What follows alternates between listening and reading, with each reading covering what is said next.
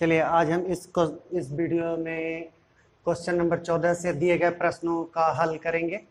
तो हमारे पास question number 14 कह रहा है 3 अंकों की वह बड़ी से बड़ी कौन सी संख्या होगी जो 6, 9, 12 से भाग देने पर प्रत्येक दशा में 3 शेष प्राप्त होगा। पहले तो है कि 6, 9, 12, तो 6, 9, 12 का एलसीएम निकालेंगे। 6, 9 और 12 का हमारा एलसीएम हो जाएगा 2 से लगेगा 3, 9 और 6, फिर 3 से लगाएंगे 1, 3 और 2। तो इस प्रकार से हमें संख्याएं प्राप्त होगी। 3 दूनी 6, 6 तिया 18 और 18 दूनी 36, 2 गुना 3 गुना 3 गुना 2, तो इस प्रकार से हमें 36 प्राप्त होगी। ठीक है, एलसीएम हमारा 36 प्राप्त हुआ। अब हमें कहा गया है कि 3 अंकों की बड़ी से बड़ी संख्या, तो 3 अंकों की सबसे बड़ी संख्या, जितने अंकों की बड़ी संख्या उतनी 9। 3 अंकों की बड़ी संख्या तो 3 9 999। अब इसमें हम 36 से डिवाइड करेंगे। ठीक है, 2 बार 72, 7 और यहाँ पे 2, फिर ऊपर से 9, तो 7 से लगाएंगे। 7 छक 42 का 2, बाकी 4, 7 21, 21 4 25। तो इस प्रकार से घटाएंगे। 9 से 2 गया 7, 7 से 5 गया 2 और 1 कट गया। ठीक है, मतलब कि इस संख्या में यदि 999 में 27 कम कर दिया जाए तो जो संख्या प्राप्त होगी वो इतना इतना इतना से पूर्ण विभक्त होगी। परंतु हमें कहा क्या गया है कि प्रत्येक दशा में 3 शेष बचना चाहिए। तो 3 शेष बचने के लिए क्या हो जाएगा, इसमें +3 हो जाएगा। अब हम इसका हल कर लेंगे। समझ में आ रहा है? पूर्ण रूप से इनसे विभक्त होने वाली संख्याओं को प्राप्त करने के लिए इस शेष को हमने घटा लिया। क्यों घटाया? क्योंकि वो संख्याएं जो 36 से विभक्त होगी वो संख्याएं इन 6 से भी विभक्त होगी, 9 से भी विभक्त होगी और 12 से भी विभक्त होगी। परंतु हमें शेष के रूप में 27 प्राप्त हुआ, तो हम इसमें से 27 माइनस कर लेते हैं। लेकिन हमें भाग देने के बाद प्रत्येक कंडीशन में 3 शेष बचना चाहिए, तो इसलिए हम 3 शेष जोड़ लेते हैं। ठीक है, यानी कि -27 में यदि 3 हम प्लस करेंगे तो हो जाएगा 24, और 24 मतलब कि अब इसमें से 24 माइनस करेंगे तो 9 में से 4 जाएगा, यानी कि हमारे पास बचेगा 5। ठीक है, और 9 में से 2 जाएगा तो बचेगा क्या, 7, 9। हमारा सही आंसर हो जाएगा 975। ठीक है, तो इस प्रकार हम अब अगले प्रश्न की तरफ बढ़ेंगे। अब हमारे पास प्रश्न है प्रश्न नंबर 15। क्वेश्चन नंबर 15 में क्या करा है, वह बड़ी से बड़ी संख्या कौन सी होगी जिसे 1657 तथा 2037 से भाग देने पर क्रमशः 5 शेष बचे। मतलब बड़ी से बड़ी संख्या पूछ रहे हैं, वह बड़ी से बड़ी संख्या जिससे इतना और इतना में भाग देने पर। ये क्वेश्चन कहने का तरीका बदल रहा है। इस क्वेश्चन में जो चीजें पूछी जा रही है तो उनका पूछने का तरीका बदल रहा है। कह रहा है कि जिससे भाग देने पर, ठीक है, और बड़ी से बड़ी संख्या। तो क्या करेंगे, इस प्रकार के क्वेश्चन में HCF करते हैं, परंतु यहाँ पे हमें शेष बचने के लिए कहा गया है। तो जितना जितना भी शेष बचने के लिए कहा गया है, यानी कि पहले 1657 और बाद में कितना है 2037। 1657 से भाग देने पर 6 शेष बचे और 2037 से भाग देने पर 5 शेष बचे। तो हम शेषफल को पहले ही माइनस कर लेते हैं, यानी कि 1561 और यहाँ पे हो जाएगा 2302।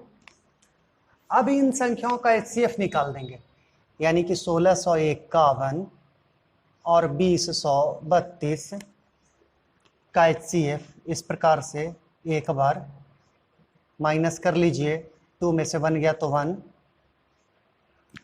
13 यानी कि 13, 13 में से 5 गया तो 8 बचेगा, 9 में से 6 जाएगा तो 3 और ये कट जाएगा। फिर इस प्रकार से 1651 4 बार, ठीक है, तो 4 8 चौके 32, 2 बाकी 3, 4 तिया 12 और 3 15। अब इस प्रकार से घटाइएगा तो क्या आएगा, 11, 7 4 11, यहाँ पे 4, 2 2 4 और यहाँ पे 1, ये कट जाएगा। फिर इस प्रकार से 381 कितना बार में लगेगा, 3 बार में, और 381 पूर्णतः विभक्त हो जाएगा। तो हमारे पास HCF बराबर 127, यानी कि हमारा सही आंसर कितना हो जाएगा, 127। 127 से इन संख्याओं में इन संख्याओं को विभक्त करने पर क्रमशः 1657 को विभक्त करने पर 6 शेष बचेगा, और 127 से 2037 को विभक्त करने पर 5 शेष बचेगा। ठीक है, तो आइए अब हम अगले प्रश्न की तरफ चलते हैं। प्रश्न संख्या 16 क्या कह रहा है, वह बड़ी से बड़ी संख्या कौन सी है जिसे 3026 तथा 5053 से भाग देने पर क्रमशः 11 और 13 शेष बचे। जैसा कि हमने इसके पहले क्वेश्चन को बताया, ठीक है, तो उसी प्रकार से 3026 से 11 को घटा लेना है और 5053 से 13 को घटा लेना है और प्राप्त संख्याओं का HCF निकाल लेना है। इसका जवाब आप लोग हमें कमेंट बॉक्स में देंगे। और मैं अब प्रश्न संख्या 17 की तरफ बढ़ता हूं। हमारे पास प्रश्न संख्या 17 इस प्रकार से है, वह बड़ी से बड़ी संख्या कौन सी है जिसे 1356, 1868 और 2764 को भाग करने पर प्रत्येक दशा में 12 शेष बचे। अब तक जो आपने प्रश्नों का हल किया उसमें जितनी संख्याएं थी उतनी ही शेष, मतलब उतनी संख्याएं ही शेष बचने के लिए कह रहा था। जैसे पूर्व के 2 क्वेश्चनों में देखा, 2 प्रश्नों में देखा कि किसी में 11, किसी में 13, किसी में 5, किसी में 6 ऐसे, लेकिन यहाँ पे प्रत्येक दशा में, यानी कितना से भी भाग, इतना में भी भाग किया जाए तो शेष कितना बचना चाहिए, 12। यहाँ भी 12, यहाँ भी 12, प्रत्येक दशा में 12 शेष बचना चाहिए। तो इस प्रकार के प्रश्नों का हल हम कैसे करेंगे, दिए गए सभी संख्याओं में से जो शेष बचने के लिए कहा गया उसे माइनस कर देते हैं। यानी कि हमारे पास कितना है, इससे भी 12 माइनस कर लेंगे, यहाँ भी 12 माइनस कर लेंगे और यहाँ भी 12 माइनस कर लेंगे। अब जो हमें संख्याएं प्राप्त होगी कितना होगी, 4 4 3 1, यहाँ पे 6 5 8 1, यहाँ हो जाएगा 2 5 7 2। अब ये जो संख्याएं प्राप्त हुई, इन संख्याओं का हम HCF निकाल लेंगे। इन संख्याओं का हम क्या निकालेंगे, HCF। ठीक है, तो इस प्रकार से सबसे पहले हम देख लेते हैं 2752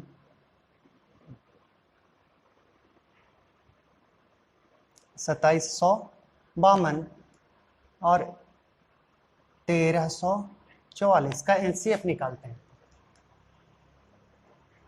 ठीक है, सबसे पहले 2 बार लगाएंगे, 4 दूनी 8, 4 दूनी 8 और 13 दूनी 26, घटाएंगे 12 तो 8 4 12, यहाँ 14, 8 6 14 और यहाँ पे कट गया, ये कट गया।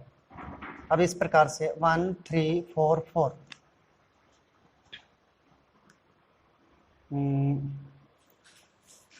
पहले 2 बार लगाएंगे तो 4 दूनी 8 और 6 दूनी 12, इस प्रकार से घटेगा 8 6 14 और कट गया, एक कट गया, ऊपर से 4 उतरेगा एक बार में, 64, यानी कि यहाँ पे हमारा HCF 64 आया।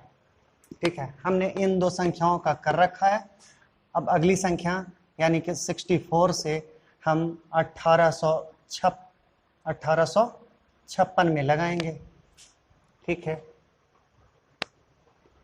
इसी प्रकार से 2 बार तो 1 2 8, घटाइए, घटने के बाद संख्या प्राप्त होती है 15, तो 8 7 15, यहाँ पे 7 2 गया, मतलब कि 5 ऊपर से 6,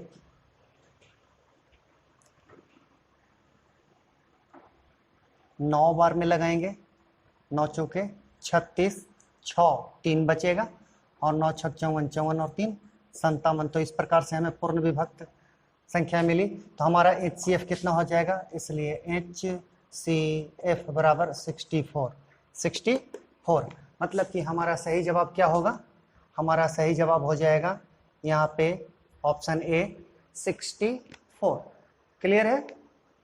ठीक है, चलिए हम अगले प्रश्न की तरफ बढ़ते हैं। प्रश्न संख्या, अब हम अगले प्रश्न की तरफ आ गए। प्रश्न संख्या 18।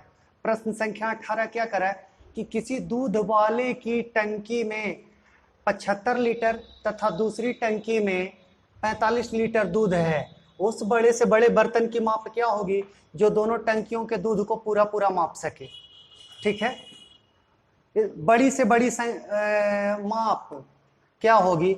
जब भी ऐसा क्वेश्चन दिया जाए तो दी गई संख्याओं का हम HCF निकालते हैं, यानी 75 और 45, 145 माइनस करेंगे तो 30, फिर यहाँ से आया 45, 1 तो 15 और इस प्रकार से हमारे पास 30, 2 30 कैंसिल तो 15। हमारे लिए जो दूध मापने की सबसे बड़ी माप होगी, जो HCF हमारा प्राप्त हुआ 15 लीटर का सबसे बड़ा माप होगा, जो दूध दोनों टंकियों के दूध को पूरा पूरा माप सकता है। ठीक है, समझ गए? चलिए तो नेक्स्ट प्रश्न की तरफ बढ़ते हैं। हमारे पास अगला प्रश्न है प्रश्न संख्या 19। प्रश्न संख्या 19 हमें कह रहा है 105 बकरियां, 140 गधे और 175 गायों को एक नदी के पार ले जाना है। मात्र एक ही बड़ी नाव उपलब्ध होने के कारण इस कार्य को संपन्न करने हेतु नाविक शर्त रखता है कि प्रत्येक फेरे में वह केवल एक ही प्रकार तथा गिनती में समान अधिक से अधिक पशुओं को ले जाएगा। प्रत्येक बार ले जाए जाने वाले पशुओं की संख्या कितनी होगी। फिर यहाँ पे अधिक से अधिक हमसे पूछा जा रहा है, अधिक से अधिक पशुओं की संख्या। तो ऐसे कंडीशन में क्या करेंगे, हम HCF ही ज्ञात करेंगे। सबसे पहले 105 और 140 का, और फिर जो प्राप्त होगा उससे हम 170 का HCF निकालेंगे तो 105 और इस प्रकार से हमें प्राप्त हो जाएगी 5, 3 और 105। 3 बार में पूरा कैंसिल हो जाएगा और हमारे यहाँ पे 35 से फिर से ट्राई करते हैं। 175 5 से तो 55 25, 25 15 और 2 17 पूर्णतः विभक्त हो गया। तो इस प्रकार से हमें HCF के तौर पे कितना आया 35। जो 35 मतलब कि प्रत्येक फेरे में अधिक से अधिक हम कितने पशु को ले जा सकते हैं, 35 पशुओं को ले जा सकते हैं। तो हमारा सही जवाब क्या होगा, ऑप्शन सी 35। ठीक है, नेक्स्ट क्वेश्चन की तरफ बढ़ते हैं। हमारे पास अगला क्वेश्चन है क्वेश्चन नंबर 20। क्वेश्चन 20 कह रहा है कि एक कमरा 15 मीटर लंबा, 15 मीटर 17 सेंटीमीटर लंबा तथा 9 मीटर 2 सेंटीमीटर चौड़ा है। इसके छत के निचले भाग में कम से कम कितने वर्गाकार टाइल्स लगेंगी। अच्छा क्वेश्चन है, इंपॉर्टेंट क्वेश्चन है, इस पे ध्यान दीजिए। पहले क्या करेंगे कि ये मीटर और सेंटीमीटर में जो दिया हुआ है तो इसका यूनिट समान करेंगे, मतलब एक ही यूनिट में इनको लाएंगे। यानी कि 15 मीटर और 17 सेंटीमीटर को हम इस प्रकार से लिख सकते हैं 1517 सेंटीमीटर।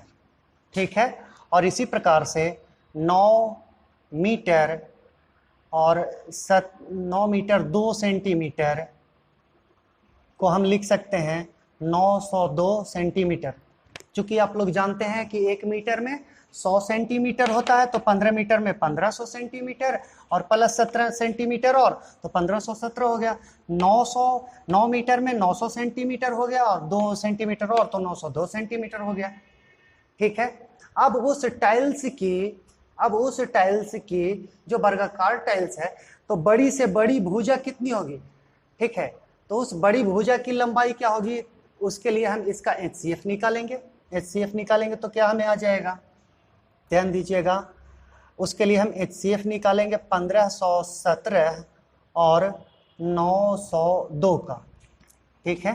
एक ही बार लगेगा, 902 घटाइए 5 1 और 9 6 15, फिर इसी प्रकार से 902 एक ही बार लगेगा 615 घटाइए 12 7 5 12, ठीक है। 9 से 1 गया तो 8 और यहाँ पे 8 यानी कि 287, फिर है यहाँ पे 615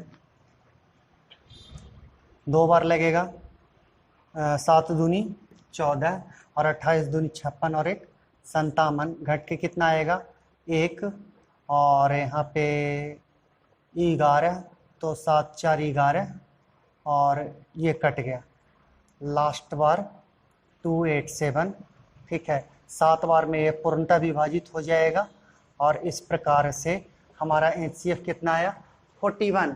मतलब कि उस वर्गाकार टाइल्स की भुजा कितनी हो जाएगी, मतलब एक किनारे की लंबाई कितनी होगी 41 सेंटीमीटर, 41 सेंटीमीटर लंबा, 41 सेंटीमीटर चौड़ा। हम अगर टाइल्स लगाएंगे तो प्रत्येक उस पूरे मतलब कि उस पूरे कमरे में केवल वर्गाकार टाइल्स लगाए जा सकते हैं। लेकिन हमसे पूछा जा रहा है कितनी वर्गाकार टाइल्स लगेंगी, ठीक है, यानी कि टाइल्सों की संख्या। तो हम संख्या कैसे ज्ञात करेंगे, मतलब कि कुल क्षेत्रफल। अब तो क्षेत्रफल किस प्रकार से होगा, तो क्षेत्रफल बराबर तो होता है जो कमरे का क्षेत्रफल हो जाएगा जहाँ पे टाइल्स लगाना है, फर्श में या छत में जिसमें भी, तो फर्श का क्षेत्रफल कितना हो जाएगा 1517 गुना 902 और एक टाइल्स का क्षेत्रफल कितना हो जाएगा यानी कि 41 इंटू 41, ठीक है। अब इस प्रकार इससे हम विभाजित कर लेंगे। अब इस प्रकार इससे विभाजित करेंगे तो हमें प्राप्त होगा 22 और इससे विभाजित करेंगे तो 37। टाइल्सों की संख्या कितनी हो जाएगी 37 इंटू 22 और इस प्रकार इन संख्याओं का गुणनफल हो जाएगा 814। मतलब कि हमारे पास कितने टाइल्सों की जरूरत होगी इस कमरे में लगाने के लिए 814 टाइल्स। तो हमारा सही जवाब कितना हो जाएगा 814। क्लियर है। अगला प्रश्न इस प्रकार से है, क्वेश्चन नंबर 21। 3 विभिन्न चौराहे पर आवागमन सूचक बत्तियां 48 सेकंड 72 सेकंड और 108 सेकंड पर बदल जाती है। तो यदि वे एक साथ 8:20 में बदली हैं तो वो फिर कितने बजे एक साथ बदलेंगी। प्रत्येक बत्तियां जो है वो सेकंडों में बदल रही हैं। पहली बत्तियां जो है वो 48 सेकंड का समय ले रही है, दूसरी बत्ती जो है वो 72 और तीसरी है जो 108 सेकंड की समय ले रही है, ठीक है। तो इस प्रकार से अधिक पहले हम इन संख्याओं में ये कितने देर के बाद बदलेंगी, ठीक है। 48, 72 और 108 इन संख्याओं का एलसीएम प्राप्त करेंगे। 24 दूनी 48, 36 दूनी 72 और 54 दूनी 108। 2 से 12 दूनी 24, 18 दूनी 36 और 27 दूनी 54।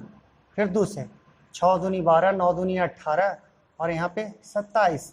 3 से 3 दूनी 6, 3 3 9 और 9 3 27 और एक बार और 3 से लग जाएगा तो 2 1 और 3। अब इन संख्याओं का गुणनफल हम ज्ञात करेंगे। तो 3 दूनी 6, 6 3 18, 18 3 54, 54 दूनी 108 और 108 दूनी 216, 216 दूनी 432। तो इस प्रकार से इसका एलसीएम हो जाएगा 2 गुना 2 गुना 2 गुना 3 गुना 3 गुना 2 गुना 3, ठीक है। तो इसका उल्टू हो जाएगा हमें 432।